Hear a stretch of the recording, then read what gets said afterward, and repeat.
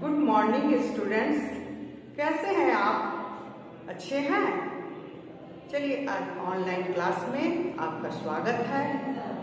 आज पाठ 2 पढ़ा रहे हैं। पाठ है, इसका शीर्षक है स्नेह। स्नेह के रचयिता श्री विष्णु प्रभाकर जी हैं। चलिए, आपको स्नेह के विषय में आज बतलाएंगे। स्नेह क्या है? स्नेह का मतलब होता है प्यार। जब हम किसी से प्यार करते हैं, लगाव रखते हैं, तो वह मुझे अपना सा लगने लगता है। कभी कभी ऐसा होता है कि अगर हम किसी से स्नेह कर रहे हैं और कोई उसमें अपना प्यार दर्शाने लगता है, तो हमें बहुत ही बुरा लगता है कि मैं जिसे प्यार कर रही हूँ या प्यार कर रहा हूँ, वह अपना दावा उस पर क्यों कर रहा है।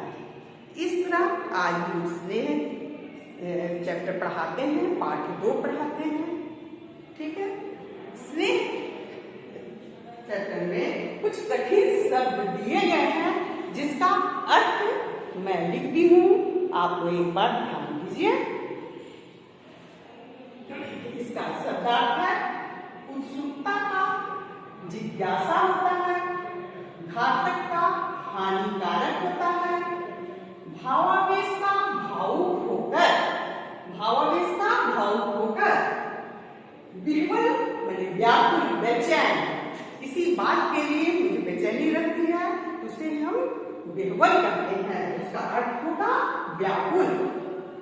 चित्कार का मतलब चिल्लाना, कोई बात जोर से ऊंची आवाज में या कोई ऐसा बात हो जाए तो उसे चित्कार कहते हैं।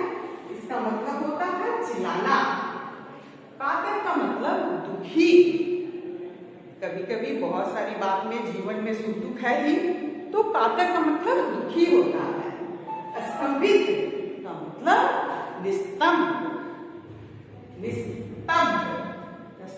स्तंभित का मतलब निस्तंभ। हतभागी का मतलब दुर्भाग्यशालिनी। संज्ञाहीन का मतलब होता है बेहोश होना या मूर्छित। और फिर आत्म का मतलब गीला।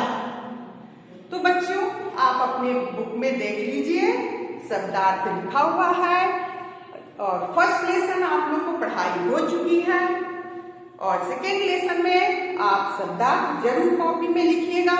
उसके बाद आपका चैप्टर में प्रश्न का उत्तर लिखवाया जाएगा, तो आप लोग लिखिएगा। बुक वर्क भी करवा देंगे। ठीक है। स्नेह चैप्टर। उमा और निरूपा। उमा देवरानी है और निरूपा जेठानी है। इस बीच में एक शशि है, जो कि उसके माता पिता, उसके जन्म के बाद माता पिता की मृत्यु हो जाती है, जो बहुत दुखी रहने लगता है। और निरुपमा उसे प्यार भी करती है, देखभाल भी करती है, लेकिन वह अंदर से उसे बहुत ही गुस्सा करती है और बात बात पर उसको डांटती भी रहती है। और उसके डांट में कहीं ना कहीं प्रेम छुपा रहता है। इस कहानी में लेखक दर्शाना चाहते हैं स्नेह क्या है, किस तरह से स्नेह किया जा रहा है। चलिए कहानी पढ़ते हैं।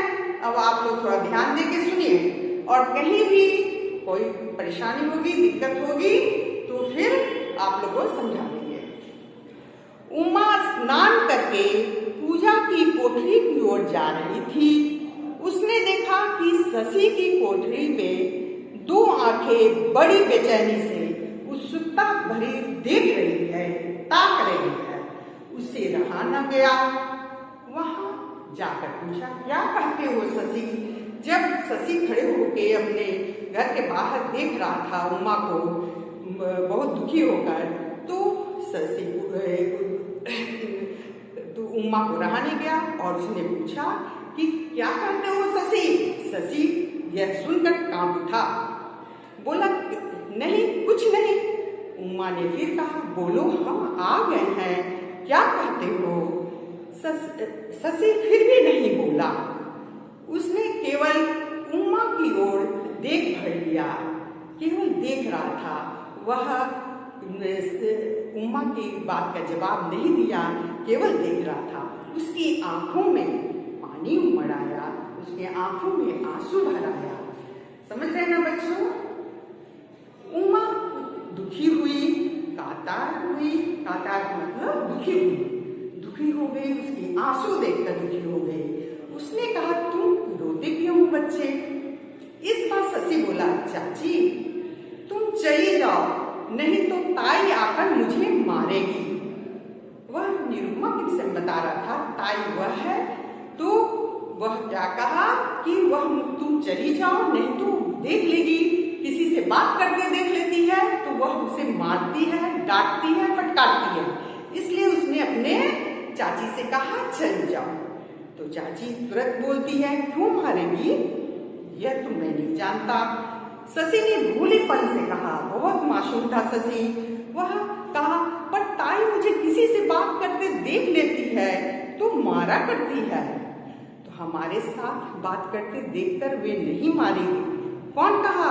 उमा ने कहा कि हमारे साथ जब बात तुम करोगे तो नहीं मारेगी, आओ हमारे साथ चलो। नहीं चाची, हम हाथ जोड़ते हैं, तुम चली जाओ, ताई आती होगी। वह घबरा गया, बोले, नहीं चाची तुम चली जाओ, नहीं तो वो आती होगी। शशि की आंखें भर आई। उमा सहसा कुछ न कह सकी, वह कुछ बोल न सकी। क्या बात है, शशि क्यों इतना दुखी है? उसका हृदय शशि के लिए बहुत बेचैन हो उठा। वह अभी इस घर में नई बहू बनकर आई थी, इसलिए वह पूरा जानती नहीं थी। क्या शशि के विषय में इतना ही जानती थी कि उसके माता पिता नहीं है। वह शशि को समझ नहीं सकी थी, ना अपनी विधवा जेठानी, उसकी जेठानी जो निरुपमा थी, उसके पति नहीं थे, वह विधवा थी, इसलिए उसे बस इतना ही जानती थी। जिस दिन उसने ससुराल में पैर रखा था, उसी दिन निरुपमा ने उसको समझा दिया था। जिस दिन वह ससुराल आई थी, निरुपमा उसकी जेठानी जो है वह समझा दी थी, बोली कि मैं बहू रानी, इस अभागे बालक से मुंह न लगाना। उमा ने सोचा, यह बालक अवश्य शैतान होगा। उसे लगा कि वह बालक बहुत ही शैतान है, लेकिन उसे फिर लगा कि एकमात्र तो उसका अपराध है कि उसके माता पिता नहीं है। यह कोई अपराध होता है? किसी बच्चे के माता पिता जब छोटे में, वो क्या जानता है बच्चा? तो ये बहुत मर्मस्पर्शी कहानी है, ये सोचने वाली कहानी है कि उसका क्या अपराध है। यह अभी सोची रही थी उमा, तब तक पूजा घर में उमा को न पाई निरुपमा, तो वह चली आई और वहीं पर चिल्लाने लगी और कहने लगी, जो जानबूझकर सांप के मुंह में उंगली डाले उसे कौन बचा सकता है? बहू रानी, मैं अब भी कहती हूँ, तुम शशि को मुंह न लगाओ। उसने, क्योंकि जब वह नई दुल्हन बनकर आई थी तो वह शशि से बात करने के लिए मना कर दी थी, इसलिए यह बहुत कड़े शब्द में बोली। उमा चौंक गई। मैंने क्या किया जीजी? तुम शशि के कमरे में क्यों गई? निरुपमा ने अपने शासन भरे स्वर में कहा। उमा कांप गई। उसने इतना कहा, जीजी तुम इस बालक से क्यों नाराज? वह जानना चाहती थी कि वह बालक से क्यों नाराज है, क्या बात है, वह बालक को क्यों इतना डांटती है। तो फिर निरुपमा ने कहा, अरे बहू, इस राक्षस ने पैदा होते ही अपने माँ बाप को खा लिया, यानी वह जन्म लिया, उसके माँ बाप मर गए, तो उसकी क्या गलती है? तनिक बड़ा हुआ तो अपने ताऊ को भी निकल गया, थोड़ा बड़ा हुआ तो अपने ताऊ भी उसके नहीं रहे, तो क्या यह उस बालक की गलती थी? नहीं, तो फिर इसका अपराध क्या है? और उसने झटपट बालक को कमरे से बाहर निकाल कर खड़ा कर दिया। बोली, मैं जानती हूँ मैं इसका गला नहीं घोट सकती। निरुपमा कहे कि नहीं घोट सकती, लेकिन परंतु बहू रानी, अपने घर को फिर से मैं सुनना करने का हिम्मत नहीं रखती हूँ। उन्हें एक डर बन गया है कि ये बालक है, यही एक मेरा सहारा है, और फिर इसलिए उसे हमेशा डांट फटकार करते रहती है, क्योंकि वह एक तरह से वह शशि को प्यार भी करती थी, स्नेह भी करती थी, लेकिन कोई समझ नहीं पाता था, और उमा तो उसे बेहद प्यार करती थी। तो उमा एकदम निस्तब्ध बने देखते रही। वह न बोल सकी न जा सकी, और दिन पर दिन बीतते गए। नहीं बहू अब पुरानी हो गई, परंतु शशि के प्रति निरुपमा की कठोरता समय के साथ साथ बढ़ती गई। समय जब चलते रहा, बढ़ते रहा, तो निरुपमा की कठोरता कमी नहीं आई। एक दिन फिर क्या हुआ, उमा ने अपने पति से कहा, उनके पति का नाम अमूल्य था, अमूल्य बाबू, पति का क्या नाम था उमा के? अमूल्य। कहा वे दीदी शशि के प्रति इतनी कठोर न हो, तुम नहीं जानती, उमा भाभी उसे बहुत प्यार करती हो। अमूल से कहें कि दीदी क्यों नहीं समझती है, वह क्यों इतना शशि को डांटती है, फटकारती है? तो उसका जवाब अमूल्य देते हैं, भाभी उसे बहुत प्यार करती है, परंतु प्रकट नहीं करना नहीं चाहती, इसलिए वे इतना कठोर बनी है। उमा ने आश्चर्य से कहा, प्रेम में इतनी कठोरता होती है क्या? नहीं, कठोरता नहीं है, जरूर ईर्ष्या की भावना है। मैं उसे शशि से इतना प्रेम करता हूँ, इसलिए उसे ईर्ष्या हो गई है। फिर कहते कहते उमा की आंखें छलछलाई। उसी समय शशि की चित्कार सुनाई पड़ी।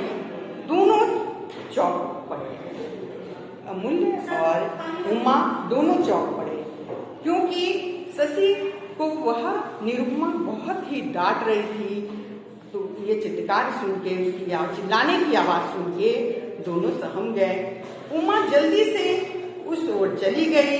उसने देखा निरुपमा शशि को मार डालने में तुली है। वह बहुत ही उसे प्रताड़ना दे रही थी, बहुत मार रही थी। बालक बिलबिला के कह रहा था, इस बार माफ कर दो ताई, अब मैं ऐसा नहीं करूँगा। कारण जानते हो क्या हुआ? एक दिन बालक को बहुत भूख लगी थी और उमा ने उसे कुछ खाने के लिए लड्डू दिए थे, लेकिन वह जब घर में आया तो वह क्या हुआ, निरुपमा उसे खाने के लिए नहीं दी और उसको भूखा रखी। तो निरुपमा के पास लड्डू की उसने कारण पूछा कि क्यों इसे इतना मार रही हो? तो उसने कहा, क्रोध से भरी हुई निरुपमा बोली, तुम्हारे प्यार ने बहू इसे बिगाड़ दिया है, लड़का अब चोरी करने लगा है। मैं कहती हूँ मेरे घर यह ना होगा। मैंने सवेरे 5 रसगुल्ले रखे थे, अब 4 है। बच्चा एक रसगुल्ला खा लिया था और उसे बहुत भूख लगी थी, तो उसका कहने का मतलब यह था कि यह अब तुम्हारा प्यार इसे बिगाड़ दिया है, वह अब चुराने लगा है। शशि ने बिलखते हुए कहा, चाची कल से भूखा था, तुमने परसों जो मिठाई दी थी उसके कारण ताई ने मुझे रोटी नहीं दी। जो उमा उसे मिठाई खाने के लिए दी थी तो ताई क्या की थी, उसको खाने नहीं दी थी। वह जोर जोर से रोने लगा, चाची बड़ी तकलीफ होती है, मुझे बचा लो, मैं फिर चोरी नहीं करूँगा। वह आगे न बोल सका और एकदम संज्ञाहीन होके गिर पड़ा। उमा ने यह सब देखा और चीख कर वह भी वहीं गिर पड़ी। और 3 दिन बाद फिर क्या होता है, उमा को बहुत जोर से बुखार हो जाता है। अमूल्य को डर हो जाता है, उनके पति को डर हो जाता है कि कहीं उमा को कोई खराब बीमारी तो नहीं हो गई, वह बार बार बेहोश क्यों हो जाती है। वह गर्भवती थी। निरुपमा ने उसकी यह दशा देखकर कहा, मैंने इसे एक बार मना किया, अमूल्य इस अभागे बालक की कष्ट की छाया है। उसने अमूल्य से कहा कि मैंने मना किया था कि यह बालक जो है कष्ट की छाया है। अमूल्य मुस्कुरा कर रह गया। थोड़ी देर बाद हाथ में लेकर बोले, उमा तुम्हें क्या हो गया है? उमा ने उन्हें देखा और पूछा, शशि कहाँ है? वह तो शशि के लिए बेचैन थी, उसे कोई बीमारी नहीं था। वह शशि को निरुपमा इतना परेशान करती थी, इतना तंग करती थी, इतना मारती थी कि वह शशि के लिए बहुत बेचैन हो जाती थी। यह कारण था उमा का प्यार करना और निरुपमा को भी शशि से प्यार करना। जब उमा उसे प्यार कर रही थी तो निरुपमा को अच्छा नहीं लग रहा था। शशि को तुमने क्या किया जीजी? उमा ने हृदय के आवेग को रोकते हुए कहा। शशि को उसके मामा के यहाँ भेज देती हूँ। इस अभागे बालक के कारण मैं अपनी चांद सी बहू को नहीं खो सकती। कहते कहते निरुपमा की आंखें भर गई। वह उमा को देख के बोली कि मैं तुम्हें नहीं खो सकती, क्योंकि यह अपने माँ बाप को खाया, अपने ताऊ को खाया, अब तुमको भी कुछ हो जाएगा। और जब निरुपमा उमा कोई उत्तर नहीं देती है, भावावेश में उसकी रुक जाती, गला भर जाता है। उसने बहुत दुखी दृष्टि से अपनी पति की ओर देखा, मानो उनसे कहा, ऐसे तो मैं और जल्दी मर जाऊंगी। ठीक है। और जब निरुपमा चली गई तो अमूल्य बोले, मैं कहता हूँ उमा, कल से हम दोनों दूसरे मकान में चलेंगे। तो उमा ने कहा, तो तब क्या होगा? तुम भाभी के अत्याचार को नहीं देख सकोगे। तुम कैसी बातें करते हो जी? शशि को जब और जहाँ भी दुख होगा तो क्या मेरी आत्मा तड़पना उठेगी? लेकिन शशि को अगर दुख होगा, वह कहीं भी रहे और उसे दुख होगा, मैं जब सुनूंगी तो मुझे तो और दुख होगा। लेकिन अमूल्य उसे समझाने की कोशिश की है। उन्होंने कहा, उसी समय अमूल्य ने खिड़की के पर्दे पर किसी की परछाई देखी। उन्होंने समझते देर न लगी, उन्होंने खिड़की खोल दी। वह शशि था जो कि आके देख रहा था। अमूल्य बोले, शशि इधर आओ। उमा चौंक कर बोली, शशि है? लेकिन शशि रुका नहीं। अमूल्य ने उमा से कहा, जिसे तुम इतना स्नेह करती हो, जिसे तुम सुखी देखना चाहती हो, उसके लिए तुम्हें यह मकान छोड़ना होगा, दूसरे जगह जाना होगा। उमा बोली, क्या इसमें क्या है? मैं सोचती हूँ क्या हम कायर नहीं है जो शशि के ऊपर अत्याचार हो रहा है, घर छोड़ के हम चले जाएं? परंतु शशि के दुख का प्रधान कारण तुम हो उमा। उसने अमूल्य ने उसे समझाया, तुम बीच में से हट जाओ, निरुपमा के बीच से हट जाओ तो भाभी इतने कठोर ना होगी। उमा ने सोचा कि अमूल्य ठीक कहते हैं, दूसरे का अधिकार पर इतना अपना अधिकार जमाना ठीक नहीं है। वह निरुपमा ही उसे प्यार करे। उमा भी तय कर ली कि ठीक है, दूसरे घर में ही हम चले जाएंगे। कुछ दिन के बाद उमा को एक बच्चा हुआ, एक बालक हुआ। और शशि के स्कूल के रास्ते में उमा का मकान पड़ता था। जब अमूल्य जब अलग हो गए तो उसी के रास्ते में, शशि के स्कूल के रास्ते में उमा का मकान पड़ता था। उस मकान की खिड़की के पास शशि रोज चाची को नमस्ते और छोटे बच्चे जो उमा के थे, उसका नाम है अशोक, उसे हंस के बोलता। उमा सोचती, शशि अब बहुत खुश है। वह ठीक वक्त पर खिड़की पर खड़ी होती। जब शशि के जाने के समय होता स्कूल तो वह खड़ी हो जाती, कभी अंदर भी आता। उमा पूछती, क्यों शशि, कैसे हो? शशि कहता, अच्छा हूँ चाची, ताई अब मारती नहीं है। तो अमूल्य ने ठीक ही कहा था कि हम चलते हैं, इसके बीच से हट जाए तो इसे दुख नहीं होगा, इसे नहीं मारेगी। उसकी आंखें भर आई, उमा की आंखें भर आई। वह मन में मन कहती, शशि सुख से रहो, यही मुझे प्रिय है। लेकिन वह सोचती, निरुपमा ऐसी क्यों है? पर इसका उत्तर उसने कभी नहीं पाया। यह सोचते रह गई, इसका उत्तर उसे नहीं मिला। ये क्यों है? बस यह ईर्ष्या की भावना है, क्योंकि वह स्नेह जिससे करने लगे और दूसरे व्यक्ति भी उसी से स्नेह करने लगे तो ईर्ष्या की भावना आ जाती है। इसी बीच में एक दिन उमा ने देखा शशि नहीं आया है। उसे दुख हुआ, सोचा शायद उसे बुखार चढ़ा होगा। पर कई दिन बीत गए, शशि को उसने नहीं देखा। वह अब पुराने घर में नहीं जा सकती थी, क्योंकि निरुपमा उसके अलग होने से बहुत क्रोध थी। निरुपमा दोनों चाहती थी, अलग भी हो गई तब क्रोधी, उसका हृदय घबरा गया। शशि सचमुच बहुत बीमार है, लेकिन वह क्या करे। उसने अमूल्य से कहा, तुम जरा उस घर जाकर देखो तो शशि कैसा है, क्योंकि शशि को हमेशा देखने की आदत जो बन गई थी और वह नहीं आया तो बेचैन हो गई। अमूल्य ने इतना ही कहा, मैं अब वहाँ नहीं जा सकता। उमा क्या करे, मन मार के उसने 2 दिन और बिता दिए, पर तीसरे दिन उसे नहीं रहा गया। उसने निरुपमा की दासी को जो काम करती उसको बुलाकर पूछा, शशि अच्छा है श्यामा? उसका नाम था श्यामा, जो दासी थी उसका नाम था श्यामा। उसे श्यामा की आंखें सजल हो उठी, भर गया। उसने कहा, बहू, तुम्हारी जेठानी ने जब से जाना है कि शशि तुम्हारे पास आता है तो उन्होंने उसका स्कूल जाना बंद कर दिया, उसे खूब मारती है। बेचारा बालक शायद अधिक जी न सकेगा। उमा कांप उठी। सच कहती तो श्यामा बोली, सदा से मैं उनके साथ हूँ, वे नहीं चाहती कोई और शशि से प्यार करे। अच्छा चलो श्यामा, मैं तुम्हारे साथ चलकर जीजी से पूछूंगी, प्रेम पर क्या किसी का अधिकार होता है? श्यामा बोली, नहीं। कुछ बोली नहीं श्यामा। उमा ने अशोक को गोदी में उठाया और पुराने मकान में पहुंची। चौक में शशि चटाई पर लेट गया था, वहाँ चौक पर लेटा हुआ था। वह उसे पहचान न सकी। उसका मुख पीला पड़ गया था, बदन की हड्डी चमक आई थी और रोते रोते व्याकुल हो गया था।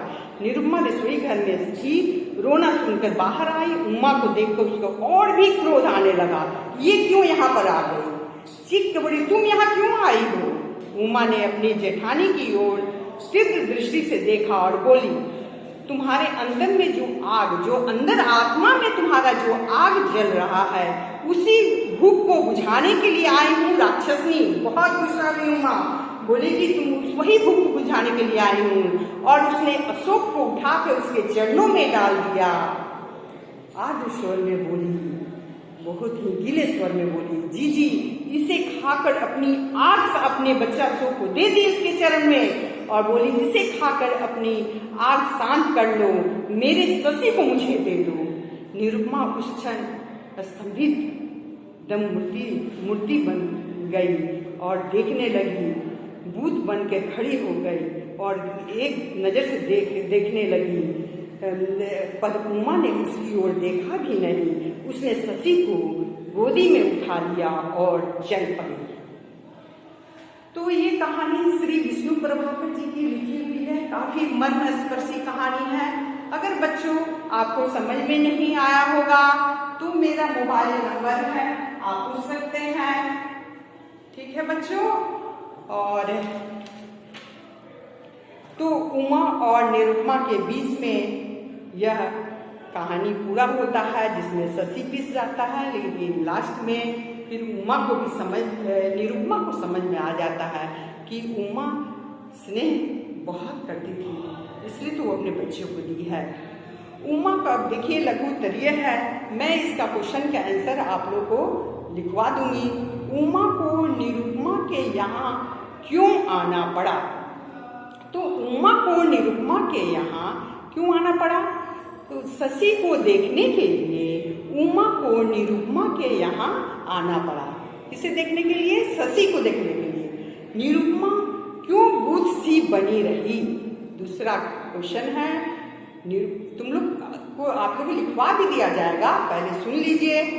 निरुपमा क्यों भूत सी बनी रही?